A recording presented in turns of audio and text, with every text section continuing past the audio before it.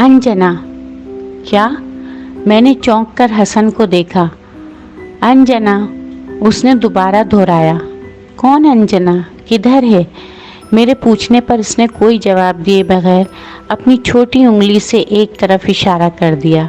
मैंने मुड़कर देखा, हस्बे तवक्का वहाँ कोई नहीं था। मुख्तसर से गुसल खाने में, जहाँ मैं अपने 6 साला बेटे हसन को नहला रही थी।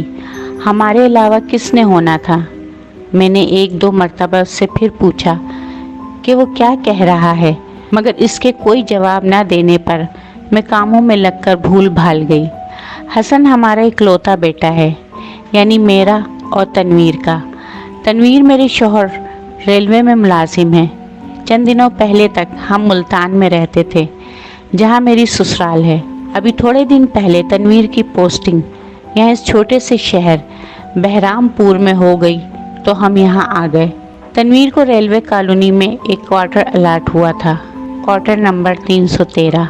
एक मुख्तसर 2 कमरों, सहन और किचन और छोटे से गुसल खाने पर मुश्तमिल ये घर हमारी मुख्तसर फैमिली के लिए बहुत था। तनवीर कोई बड़ी पोस्ट पर नहीं थे। इनकी तनख्वाह बस इतनी थी कि हमारा बामुश्किल गुजारा होता था, क्योंकि वो अपने वालिदैन को भी खर्चा भेजते थे जो कि मुल्तान में रिहाइश पजीर थे। हसन को मैंने करीब ही एक स्कूल में दाखिल करवा दिया था। आहिस्ता आहिस्ता आसपास के चंद घरों से मेरी जान पहचान बढ़ने लगी, जहाँ तकरीबन मेरी ही उम्र की ख़वातीन थीं, जिनमें सबसे ज़्यादा और जल्दी मेरी दोस्ती रेहाना से हो गई थी। रेहाना के शौहर भी रेलवे में मुलाजिम थे। इनको ये नौकरी अपने वालिद के तवस्सुत से मिली थी। वो भी रेलवे में मुलाजिम थे। रिटायरमेंट के बाद उनकी सीट उनके बेटे को मिल गई। रेहाना के 2 बच्चे थे। वो हसन के स्कूल में ही पढ़ते थे। हम दोनों अक्सर मिल बैठ दुनिया जहाँ की बातें करते, अपने बच्चों की प्रॉब्लम्स डिस्कस करते और आखिरकार रेलवे मुलाजमीन की कम तनख्वाह, महंगाई बेतहाशा हो जाने और गुजारे मुश्किल से होने पर हमारी बातों की तान टूट जाती। रेहाना एक दरमियानी शक्ल सूरत की, बहुत ज़्यादा और बढ़ बढ़ कर बातें बनाने वाली दिलचस्प औरत थी। मुझे इसकी कंपनी में बहुत मज़ा आता था। तनवीर भी मुतमईन थे कि इस नई जगह आकर हम बहुत जल्द हर तरह से सेट हो गए थे। हमारे घर के आसपास के तमाम पड़ोसी अच्छे और शरीफ थे। छन छन छन। एक रात जब हम सब सो रहे थे कि एक आवाज़ से मेरी आंख खुल गई। घुंघरुओं की मध्यम आवाज़, हल्की तबले की झनकार के साथ। इस वक्त पहला ख्याल मेरे जहन में आया कि शायद तनवीर ने टीवी चलाया हुआ है। अपने 2 कमरों में से एक कमरे को मैंने अपने हिसाब से ड्राइंग रूम बनाया हुआ था। वहाँ एक पुराना सोफ़ा और टीवी रखा हुआ था, मगर तनवीर तो बेखबर मेरे बराबर में सो रहे थे। इनकी तो इस आवाज़ से आंख तक ना खुली थी। कमरे में मौजूद तीसरे छोटे से पलंग पर हसन बेखबर सो रहा था। मैं थोड़ी देर उठकर बैठी रही। जब आवाज़ आहिस्ता आहिस्ता बंद हो गई तो मैं फिर लेट गई, मगर देर तक मुझे नींद ना आ सकी। सुबह में ये रात वाला वाक़या मेरे जहन से निकल गया। चंद दिनों बाद जब तनवीर ड्यूटी पर थे और हसन स्कूल गया हुआ था, अचानक मुझको अकेले में घबराहट होने लगी। एक अजीब सा वहम सताने लगा। उस रात वाला वाक़या भी याद आ गया। मैंने घड़ी पर नज़र डाली। अभी हसन के घर आने में अच्छा खासा वक्त था। मैंने दुपट्टा ओढ़ा, घर में ताला लगाया और रेहाना के घर आ गई। रेहाना का घर मेरे घर से चंद मिनटों के फासले पर ही था। रेहाना किचन में थी। उसके ससुर बरामदे में बैठे अखबार पढ़ रहे थे। मेरे सलाम के जवाब में इन्होंने शफ़क़त से मेरे सर पर हाथ फेरा। तबस्सुम, तुम अब्बा मियाँ के पास बैठो, मैं चाय ला रही हूँ। उसने किचन से हाँक लगाई। मैं उसके ससुर के पास बैठ गई। वो मुझसे अहवाल पूछने लगे, कहाँ से आई हो, कितने बच्चे हैं, कहाँ रहती हो वगैरह।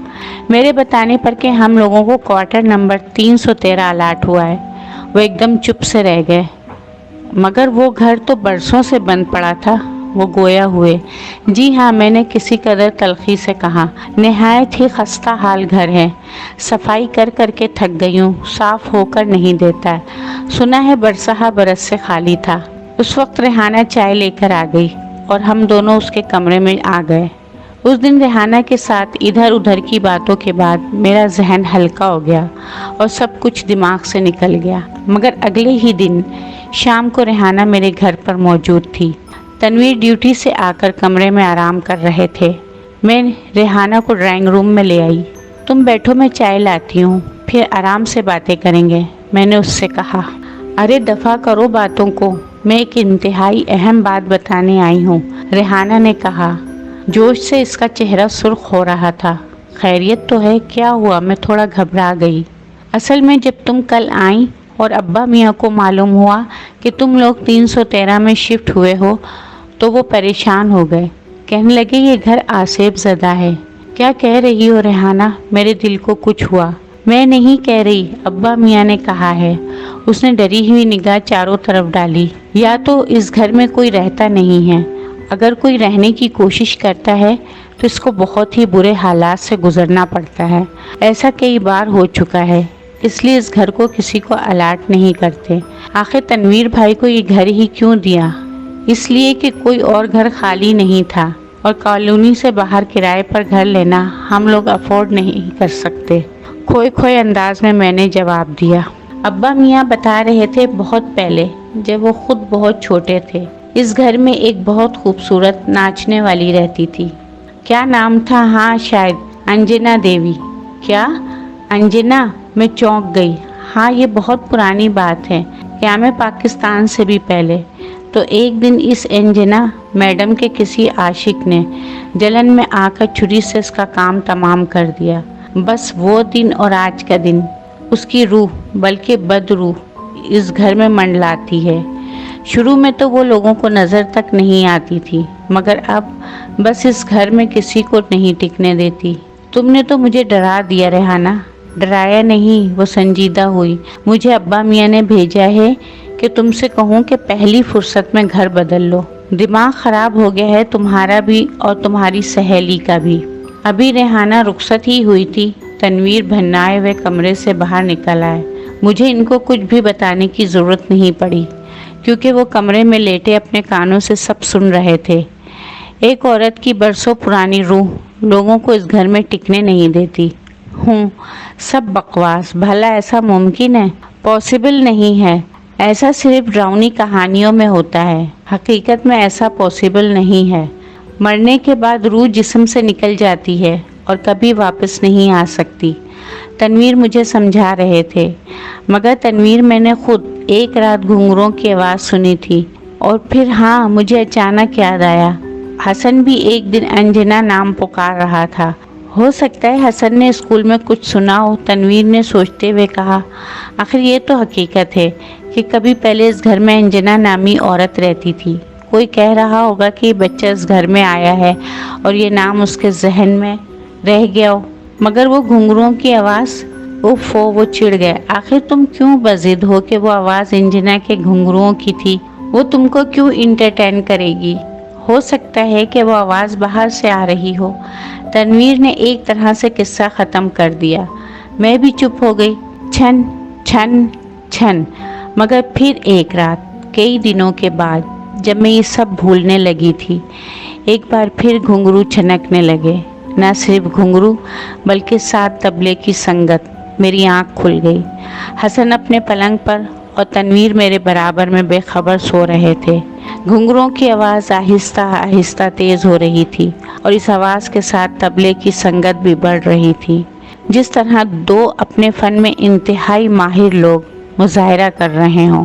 मगर इस आवाज़ में कतन कोई खूबसूरती या कशिश नहीं थी, बल्कि ये आवाज़, ये झनकार इंतहाई पुरस्कार थी, बहुत डरावनी, बहुत मनहूस।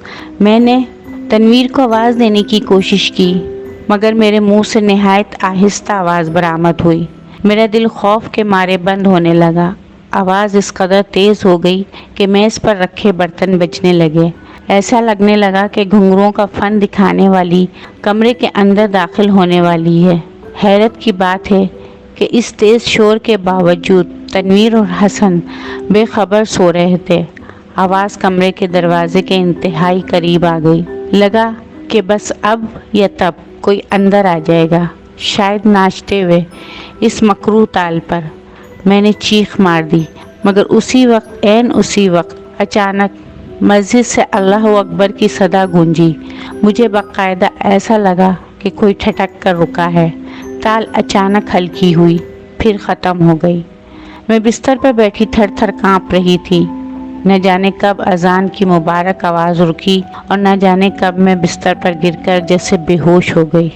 اف تبسم، تم کو کیا ہو گیا ہے؟ میرے توقع کے خلاف تنویر کو آج بھی میری بات پر یقین نہیں آیا۔ مجھ کو نہیں، آپ کے دماغ کو کچھ ہو گیا ہے تنویر، میں نے انتہائی تلخی سے کہا۔ میں آپ کو کیسے یقین دلاؤں کہ میں نے جو کچھ بتایا وہ ایک ایک لفظ سچ ہے؟ اگر اس وقت اذان نہ ہوئی ہوتی تو وہ شیطان کمرے میں داخل ہونے ہی لگا تھا۔ پھر نہ جانے، سوچ کر اس وقت بھی میں لرز گئی۔ اصل بات یہ ہے تبسم، تنویر میری حالت دیکھ کر نرم پڑ گیا۔ تم نے اپنی سہیلی ریحانہ اور اس کے سسر کی باتوں کو سر پر سوار کر لیا ہے۔ تم نیند میں اندیکھے واقعات کو سچ سمجھنے لگی ہو، ورنہ ان باتوں میں کوئی سچائی نہیں ہوتی۔ مرنے کے بعد کوئی بھی کبھی واپس نہیں آتا، اور پھر اتنے سالوں کے بعد۔ آپ نہ مانے، میں نے حتمی انداز میں کہا۔ نہ اب میں اس گھر میں چند منٹ اور رہوں گی، نہ میرا یہ معصوم بچہ۔ مگر تبسم، تنویر گڑبڑا گئے۔ میں اچانک دوسرے گھر کا بندوبست کیسے کروں؟ اور اگر گھر مل جاتا ہے تو اس کا کرایہ، ایڈوانس۔ ان کی اصل پریشانی ان کی زبان پر آ گئی۔ کچھ بھی ہو تنویر، کرایہ، ایڈوانس، پیسے زندگی سے زیادہ تو نہیں ہوتے۔ آپ اگر یہاں سے نہیں جا سکتے تو مجھے اور حسن کو کچھ دنوں کے لیے واپس ملتان بھیج دیں، میں نے التجا کی۔ ٹھیک ہے، کچھ دیر سوچنے کے بعد وہ گویا ہوئے۔ میں تم لوگوں کو کل کی ٹکٹ کروا دیتا ہوں، تم کچھ دن ملتان واپس جاؤ، جب تک میں کوشش کرتا ہوں کہ کوئی اور گھر مل جائے، بے شک مزید چھوٹا کیوں نہ ہو۔ کل نہیں، آج ہی رات، میں نے کہا۔ تنویر مجھ پر ایک نظر ڈال کر رہ گئے۔ میں نے جلدی اپنا اور حسن کا سامان پیک کیا۔ ایسا نہیں تھا کہ میں تنویر سے جان چھڑا رہی تھی، بلکہ اب اس گھر میں مزید ایک رات گزارنے کا مطلب میرے لیے کسی مصیبت کو دعوت دینے کے برابر تھا۔ شاید وہ بدرو صرف میری دشمن تھی، میں نے سوچا، کیونکہ تنویر کو تو نہ وہ کبھی محسوس ہوئی، نہ وہ کبھی خوفزدہ ہوئے۔ جب تنویر ہم دونوں کو ٹرین میں بٹھانے لگے تو میری آنکھوں میں آنسو آ گئے۔ میں نے ان کے ہاتھ پکڑ لیے۔ پلیز تنویر، آپ میری بات پر یقین کریں، میں سچ بول رہی ہوں۔ آپ جلدی کسی گھر کا بندوبست کر لیں، آپ کے بغیر میرا بالکل دل نہیں لگے گا۔ تنویر نے اس بات میں سر ہلا دیا۔ جب ٹرین چل پڑی تو تنویر اسٹیشن سے نکل گئے۔ میرا دل اداس ہو گیا۔ میں جانتی تھی کہ تنویر کو میری باتوں پر بالکل یقین نہیں ہے، اور وہ اپنی ضد کے پکے ہیں۔ ہرگز بھی مکان تلاش کرنے میں جلدی نہیں کریں گے۔ نہ جانے کتنے مہینے اب ان سے دور رہنا پڑے گا، میں نے اداسی سے سوچا۔ تنویر نے بستر پر کروٹ بدلی۔ نیند اس کی آنکھوں سے کوسوں دور تھی۔ شادی کے برسوں بعد پہلا اتفاق تھا کہ تبسم اس کے ساتھ نہیں تھی، اور حسن، اس نے حسن کے خالی پلنگ کو دیکھا۔ یہ سارا فساد اس عورت کا پھیلایا ہوا ہے۔ غصے کی ایک لہر اس کے دماغ سے ٹکرائی۔ نہ وہ الٹی سیدھی باتیں تبسم کے سامنے دہراتی اور نہ ہی تبسم راتوں کو یوں ڈرا کرتی۔ خیر، دیکھتے ہیں، کوشش کروں گا کہ 1-1.5 مہینے میں تبسم کے دماغ سے خناس نکل جائے اور وہ گھر واپس آ جائے، اسی گھر میں۔ اس نے سائڈ ٹیبل پر پڑی سگریٹ اٹھائی اور ہونٹوں میں دبا لی۔ سگریٹ جلانے کے لیے لائٹر جلایا، مگر لائٹر کی روشنی میں دروازے کے سامنے باہر صحن پر ایک سایہ لہرا رہا تھا، لمبا لباس پہنے، جیسے پہلے ناچنے والیاں پہنا کرتی تھیں۔ وہ بالکل آسانی سے یہ سایہ دیکھ سکتا تھا۔ سایہ قدم با قدم کمرے کی طرف بڑھ رہا تھا۔ اچانک پیچھے سے کسی نے طبلے پر تال دی۔ سائے کے گھنگرو والے قدم بڑھے، پھر طبلے کی تال، پھر گھنگرو کے قدم تیز جھنکار کے ساتھ، اور پھر سایہ کمرے میں داخل ہو گیا۔ تنویر کے منہ سے سگریٹ گر گئی۔ عین سایہ اس کے سامنے رک چکا تھا، مگر گھنگرو اور طبلے کی آواز بدستور آ رہی تھی، اس قدر تیز کہ میز پر رکھے برتن اور درد سے بج رہے تھے۔ سایہ، جو کہ ایک نوجوان، حسین مگر مکروہ عورت کی جھلک مار رہا تھا، عین اس کے مقابل آ کر کھڑا ہو گیا۔ اس نے ناچنے والوں کا سا لباس پہنا ہوا تھا، بال چٹیا کی صورت گھٹنوں تک آ رہے تھے، मगर बुरी तरह उलझे हुए थे। होठों पर सुर्ख लिपस्टिक बुरी तरह थोपी गई थी। उसके चेहरे पर शैतानी मुस्कुराहट नमूदार हुई। तनवीर बुरी तरह कांपने लगा। कौन हो तुम? अंजना, औरत के मुंह से मिनमिनाती आवाज निकली। चलो मेरे साथ। कहाँ? बामुश्किल तनवीर ने पूछा। गुसल खाने में, मैं वहीं रहती हूँ। उसने आगे बढ़कर तनवीर की कलाई पकड़ी। उसका लम्स कतन गैर इंसानी और बेहद सख्त था। तनवीर ने आयतल कुर्सी पढ़ने की कोशिश की, मगर इसका मुंह जैसे बंद हो गया। वो इसे घसीटती हुई सहन में ले जाने लगी। आखिरी मंजर जो तनवीर ने देखा वो ये था कि इस औरत की गर्दन बुरी तरह कटी हुई थी, जिसमें से इसके अंदर का गोश्त तक साफ नजर आ रहा था। हेलो तबस्सुम। हेलो, कौन तबस्सुम? हाँ रेहाना, तुम इतनी सुबह अचानक? हाँ तबस्सुम, समझ नहीं आ रहा कैसे तुमको इत्तला करूं। एक बुरी खबर, बहुत बुरी खबर है। खुदा के लिए रेहाना, क्यों, क्या हुआ? तनवीर भाई, उनका इंतकाल हो गया है। वो तुम्हारे घर के गुसल खाने के सामने गिरे हुए थे। शायद हार्ट अटैक हुआ था। फ़ोन का रिसीवर तबस्सुम के हाथ से गिर गया।